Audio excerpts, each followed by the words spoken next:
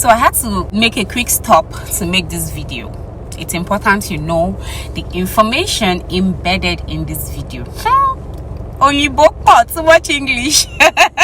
Anyways, I need you to know that land in Lagos is no longer cheap. There is nothing like cheap land in this Lagos state, in this our Lagos state anymore. So it could be affordable depending on your financial status, on your pocket, on your capability. Affordable is the word, but say cheap, you know, gone are those days we could easily get some plots, 1 2 3 4 plots for ridiculously cheap amounts. It's no longer the case. I mean, everybody's eye is open, and those developing areas are no longer selling like they're developing areas. They're expensive, and before you get anything viable, anything real and genuine, we are looking at about 2 million and above now. So it's no longer cheap. So logically, your land will definitely appreciate. I mean, it's a constant with properties, landed properties especially.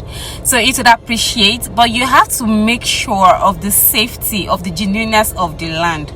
That is what actually drives value to your land.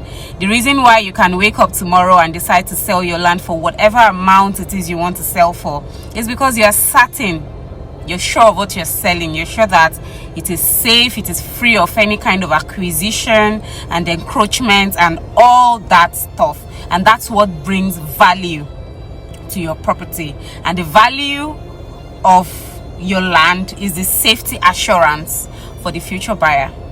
You have to make sure of the safety. You must make sure of it.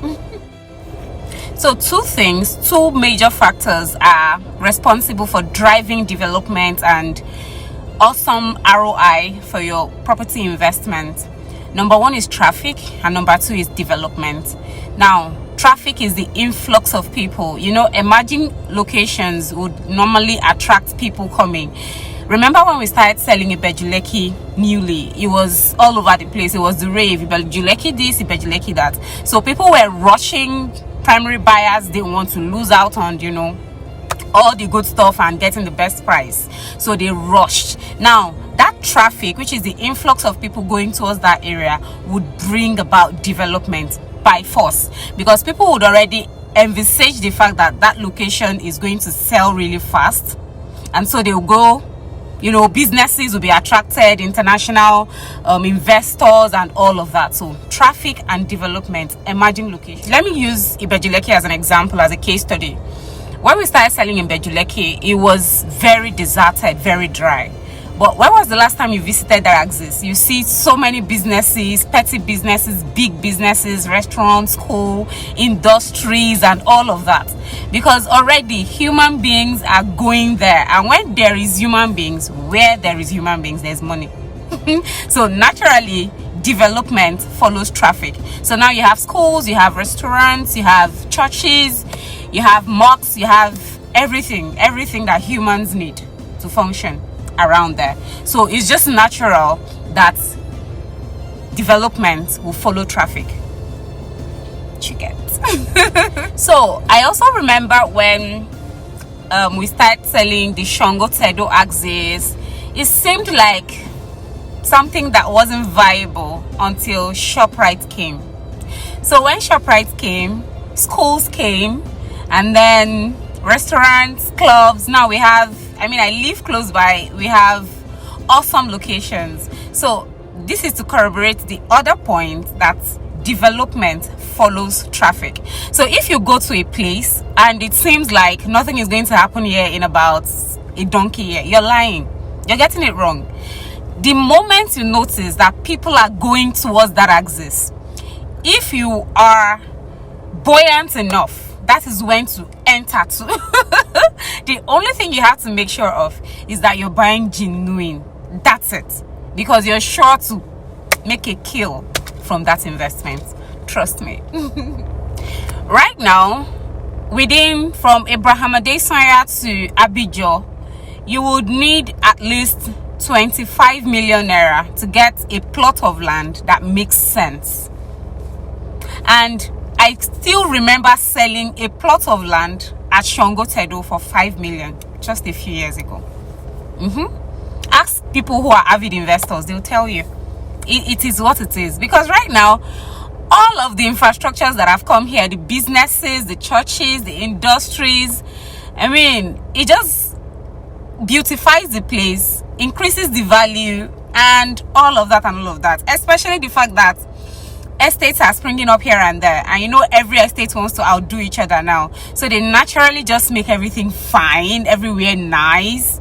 They're like the driving force for development. You don't want to miss out on this stuff, for real.